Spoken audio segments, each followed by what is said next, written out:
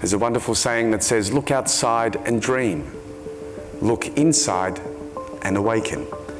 Okay, so let's put some of this health and well-being into practice.